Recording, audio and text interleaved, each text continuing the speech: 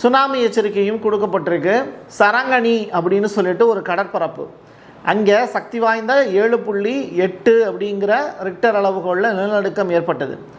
பிலிப்பைன்ஸினுடைய சுல்தான் குடாரத் அப்படின்னு சொல்லிட்டு ஒரு மாகாணம், அங்கே இருக்கக்கூடிய கலமன்சிக் அப்படின்னு சொல்லிட்டு ஒரு பகுதி, அங்கே வீடுகள்லாம் அதிகமான அளவில் இருக்குது. அங்கே சாலைகள்லையும் கடல் நீர் உள்ளே புகுந்துருச்சு. யோசிச்சு பாருங்கள், நம்ம தங்கி இருக்கக்கூடிய வீடுகளில் மழை பெய்யுது, தண்ணி வருது அப்படின்னா ஓகே, கடல் தண்ணி உள்ளுக்குள்ளே வந்துச்சு அப்படின்னா எப்படி இருக்கும்? அது பாதுகாப்பற்ற ஒரு பகுதியாக தானே உணர்வோம்.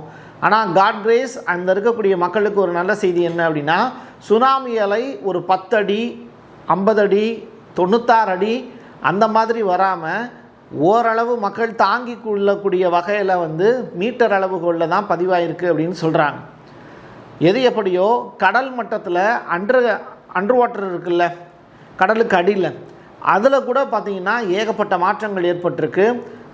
கடல் மீன்களில் இருந்து கடலுக்குள்ளே இருக்கக்கூடிய மீனவர்கள் வரைக்குமே அந்த நிலநடுக்கத்தை உணர்ந்திருக்காங்க அப்படின்னு சொல்லப்படுது. கடலுக்கு நடுவில் தான் பாறைகள் ஒன்றோடொன்று உரசும்போது ஏற்படக்கூடிய அந்த அதிர்வுகளின் காரணமாக கடலுடைய ஆழத்தில் பெரிய அளவிலான மாற்றங்கள் ஏற்படுது. அதுதான் பெரிய அலையாக, சுனாமியாக நம்மளால் உணரப்படுது.